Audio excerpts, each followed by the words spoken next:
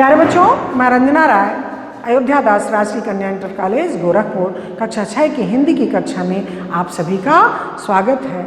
आज हम लोग बच्चों हिंदी के अध्याय 7 को पठन पाठन के क्रम में जानेंगे और समझेंगे।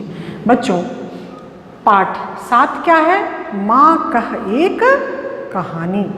इसके रचयिता राष्ट्र कवि मैथिलीशरण गुप्त जी हैं।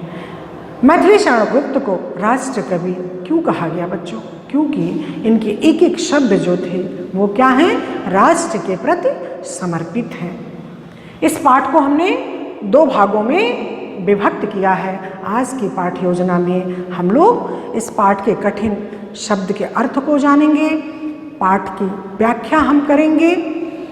आइए बच्चों, माँ कह एक कहानी पाठ से ही आपको प्रतीत हो रहा होगा कि इसमें एक कहानी कहने का भाव व्यक्त हो रहा है। बच्चा जो है वो अपनी माता से, अपनी नानी से, अपनी दादी से क्या करता है? जिद करता है कि ये कहानी कहिए। आइए 4 पंक्तियों में हम अपनी भावनाओं की अभिव्यक्ति करते हैं। अब तक गूंज रही है बानी, कहती थी जो मेरी नानी, आग लगा और बरसा पानी, सो जा लल्ला खत्म कहानी, सो जा लल्ला खत्म कहानी। बच्चों, ये उस समय की भावनाओं की अभिव्यक्ति है जब बच्चे अपने नानी, दादी और माता से कहानी कहने की जिद करते थे। उस समय राहुल अपनी माता यशोधरा से कहते हैं कि माँ, कोई कहानी आप मुझे सुनाइए, राजा हो या रानी। आइए बच्चों, इन पंक्तियों को पहले हम क्या करते हैं? पढ़ते हैं। माँ कह एक कहानी, राजा था या रानी, माँ कह एक कहानी, तुम्हें हठी मान धन मेरे, सुन उपवन में बड़े सवेरे, तात भ्रमण करते थे तेरे, जहाँ सुरभि मनमानी, जहाँ सुरभि मनमानी। हाँ माँ यही कहानी, बाण बाण के फूल खिले थे, झलमल कर हिमबिंदु मिले थे, हल्के झोंके हिले मिले थे, लहराता था पानी, लहराता था पानी। हाँ हाँ यही कहानी। माँ यशोधरा राहुल के जिद करने पर राजा और रानी की कहानी आप कहिए। उनके जिद के बाद कहती हैं कि आओ राहुल, तुम्हारे जिद पर हम तुमको एक कहानी सुनाते हैं। सुन उपवन में बड़े सवेरे, कहती हैं कि तू हटी मान धन मेरे, सुन उपवन में बड़े सवेरे। अगर आप माँ यशोधरा कहती हैं कि आप जिद करते हैं तो अब आप आइए, कहानी मैं आपको सुना रही हूँ। कौन सी कहानी? सुन उपवन में बड़े सवेरे। बच्चों, उपवन, उपवन का क्या अर्थ है? बागीचा, भ्रमण, घूमना, सुरभ, सुगंधित। कहते हैं कि आपके पिताजी बागीचे में प्रातःकाल घूम रहे थे, भ्रमण कर रहे थे, यानी घूम रहे थे, जहाँ सुरभि मनमानी, जहाँ सुगंधित हवाओं का झोंका अपनी गति से क्या चल रहा था। हाँ माँ यही कहानी। तो राहुल कहते हैं हाँ माँ यही कहानी आप हमको सुनाइए। बाण बाण के फूल खिले थे, विविध रंगों के फूल जो थे वो क्या थे? खिले हुए थे। उस उपवन में जहाँ आपके पिताजी घूम रहे थे, उस बागीचे में विविध रंगों के, कोई लाल, कोई नीला, कोई पीला, तमाम रंगों के फूल खिले हुए थे, झलमल कर हिमबिंदु मिले थे। हिमबिंदु का क्या अर्थ है? बर्फ की बूंदें। तो यहाँ बर्फ की बूंदों का क्या आशय है बच्चों? ओश की बूंद। तो झलमल करती हुई ओस की बूंदें और हल्के झोंके हिले मिले थे। उन ओस की बूंदें जब हवाओं का झोंका चलता था तो एक दूसरे के साथ मिल जाते थे। लहराता था पानी, लहराता था पानी। हाँ हाँ यही कहानी। वहाँ पर जहाँ पर बच्चे पहले बाग बागीचा लगाए जाते थे, वहाँ एक तालाब या कोई पोखरा इस तरह का ज़रूर होता था जिसमें पशु पक्षी सब पानी पीते थे। और थका हुआ श्रांत व्यक्ति अगर कहीं से आता था तो अपनी प्यास बुझा लेता था। तो उन तालाबों में पानी भी क्या था, जहाँ पर बागीचा था वहाँ पर पानी भी लहलहा रहा था, बह रहा था। तो राहुल कहते हैं हाँ हाँ यही कहानी, राहुल कहते हैं हाँ माँ यही कहानी आप कहिए। आइए आगे की पंक्ति को देखते हैं। गाते थे खग कल कल स्वर से, सहसा एक हंस ऊपर से गिरा विद होकर खर सर से, हुई पक्ष की हानि, हुई पक्ष की हानि, करुणा भरी कहानी। उस समय जब माता यशोधरा कहती हैं कि जब आपके पिताजी घूम रहे थे उस बागीचे में, तो उस समय का और दृश्य क्या था, गाते थे खग कलकल स्वर से। आप बच्चों सुबह आप उठते होंगे तो देखते होंगे कि पक्षी जो है कितना सुंदर कलरव करते हैं, चहचहाते हैं। तो पक्षियों का समूह जो था वो कलरव कर रहा था, चहचहा रहा था।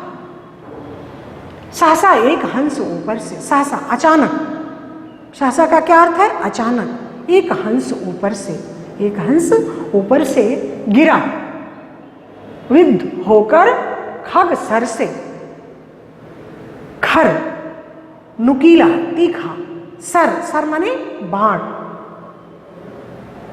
नुकीले बाण से घायल होकर के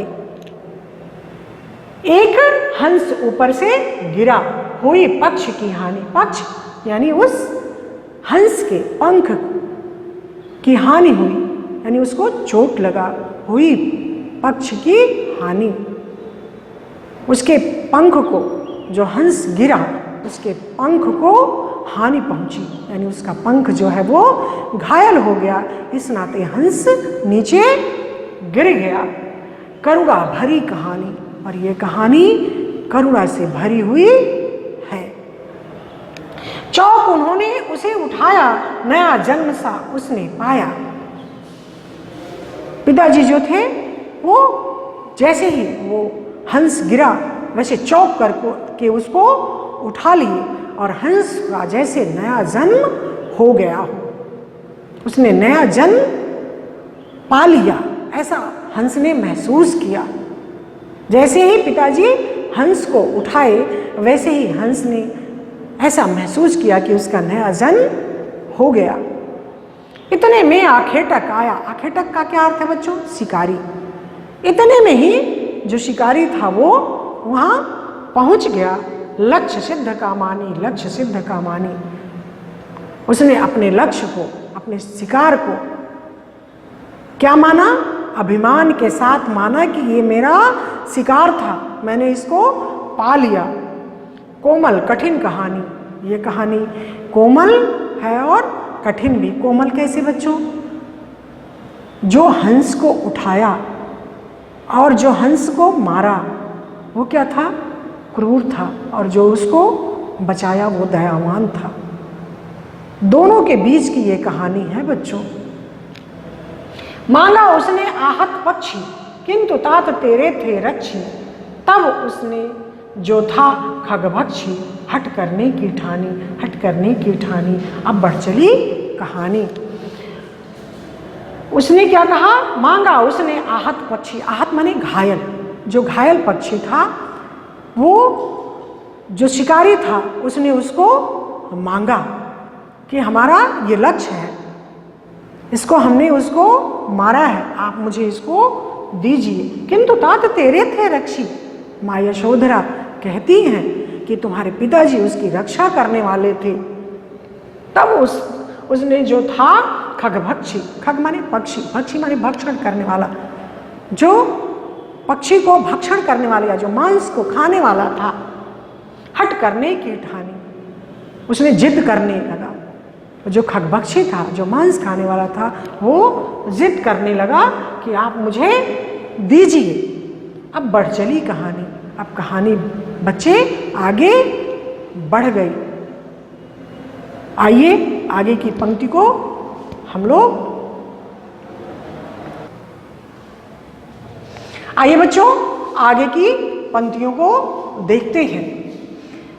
हुआ विवाद सदैव निर्दय में, उभय आग्रही थे स्वविषय में। गई बात तब न्यायालय में, सुनी सभी ने जानी, सुनी सभी ने जानी, व्यापक हुई कहानी। बच्चों, कहानी अब आगे की गति ले ली। कहानी जो थी, जो माँ यशोधरा राहुल से कह रही थी, वो कहानी अब आगे बढ़ गई। हुआ विवाद सदैव, जो दयावान है, जिसके हृदय में क्या है, दया है। निर्दय जो क्या है, क्रूर है, जिसके हृदय में दया का भाव नहीं है। दोनों में पिताजी जो थे वो क्या थे, दयावान थे, उस हंस की रक्षा किए हुए थे। और निर्दयी कौन था, वो शिकारी। दोनों लोगों में विवाद हो गया, बहस हो गया। उभय आग्रही थे स्वविषय में, उभय माने दोनों, आग्रही चाहने वाले, दोनों अपने अपनी जगह, स्व माने अपने विषय में दोनों जो थे वो अपने अपने पक्ष को रख रहे थे।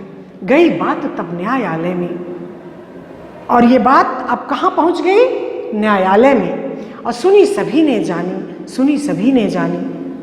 अब ये बात जो है वो न्यायालय में पहुंची और सारे लोगों ने इस पूरी कहानी को, हंस को किसने मारा और किसने बचाया, ये सभी लोगों ने सुना और जाना। अब व्यापक हुई कहानी, व्यापक विस्तार, कहानी जो है अब विस्तार ले ली। राहुल तो निर्णय कर इसका, माँ यशोधरा कहती हैं कि हे राहुल, तो निर्णय कर इसका, न्याय पक्ष लेता है किसका। कह दे निर्भय, कह दे निर्भय जय हो जिसका, सुन लो तेरी बानी। माँ मेरी क्या बानी, मैं सुन रहा कहानी। माँ यशोधरा कहती हैं कि राहुल तो निर्णय कर इसका। राहुल को कहाँ आसीन कर देती हैं, न्यायाधीश की कुर्सी पर पूछती हैं कि राहुल तू इस कहानी का निर्णय करो, न्याय पक्ष लेता है किसका। न्याय किसके पक्ष में जाना चाहिए, दो पक्ष थे, एक रक्षी और एक भक्षी। आप बताओ कि न्याय किसके पक्ष में जाना चाहिए। कह दे निर्भय जय हो जिसका, निर्भय बिना डर के। राहुल आप बिना डर के, बिना भयभीत हुए, बिना संकोच के आप कह दो, जिसके पक्ष में न्याय जाता हो उसके लिए आप अपने विचारों को रख दो। सुन लो तेरी बानी, बानी बाणी। माँ यशोधरा की इच्छा है कि मैं राहुल के मुख से सुनूं कि किसको निर्णय मिलना चाहिए। तो राहुल क्या कहते हैं, माँ मेरी क्या बानी, मैं सुन रहा कहानी। राहुल कहते हैं कि हे माँ मेरी क्या बाणी हो सकती, मैं तो मात्र केवल कहानी सुन रहा हूं, मैं तो केवल कहानी सुनने का काम किया हूं, तो मेरी बाणी क्या हो सकती। फिर लेकिन कहते हैं कि कोई निरपराध को मारे तो क्या अन्य उसे न उबारे, रक्षक पर भक्षक को वारे। न्याय दया का दानी, न्याय दया का दानी, तू गुनी कहानी। कोई निरपराध को मारे, अगर कोई निरपराध बिना अपराध किए हुए को, अगर कोई किसी को मारता है बिना अपराध के, तो क्या अन्य उसे न उबारे, तो क्या दूसरा उसे बचा नहीं सकता है। अगर कोई बिना अपराध किए अगर उसको चोट पहुंचाई जाती है तो क्या उसे दूसरा बचा नहीं सकता। रक्षक पर भक्षक को वारे, जो रक्षा करने वाला है वो हमेशा, जो भक्षण करने वाला है, खाने वाला है, न्याय उसी को मिलना चाहिए जो रक्षा करने वाला है। न्याय दया का दानी, न्याय दया का दानी। माँ न्याय जो है वो जो दयावान है उसी के पक्ष में जाता है। हमेशा रक्षा करने वाला भक्षण करने वाले से महान होता है। रक्षक पर भक्षक को वारे। जो रक्षा करने वाला है और जो भक्षण करने वाला है, तो जो रक्षा करने वाला है वो भक्षण करने वाले से हमेशा जो है वो महान होता है। इस नाते न्याय जो दया करने वाला है उसी के पक्ष में जाता है। फिर माँ कितना अंदर से प्रफुल्लित होती हैं, हर्षित होती हैं और कहती हैं कि तू गुणी कहानी। हे पुत्र राहुल, मुझे गर्व है कि तूने कहानी को एकाग्र होकर सुना और कहानी के मर्म को समझा कि कहानी क्या कह रही है। तब इतना बड़ा निर्णय आपने दिया। माँ यशोधरा को गर्व होता है राहुल जैसे पुत्र पर कि जो माँ कह रही है उसको कितना ध्यान से राहुल ने पूरी कहानी को सुना, समझा और इतना सुंदर तूने न्याय दिया कि रक्षा करने वाला भक्षण करने वाले से महान होता है। इस नाते दया करने वाले के पक्ष में ही न्याय जाता है। आइए बच्चों, कठिन शब्द के अर्थ को देखते हैं।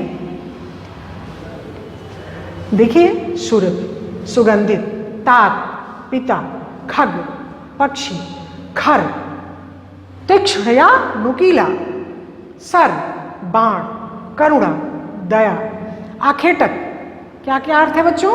शिकारी, आहत, घायल, भक्षी, भक्षण करने वाला या खाने वाला, सदय, दयालु, निर्दय, क्रूर, उभय, दोनों, आग्रही, हठी, निर्भय, बिना भय के, वारे, न्यौछावर करना, व्यापक और का क्या अर्थ है बच्चों?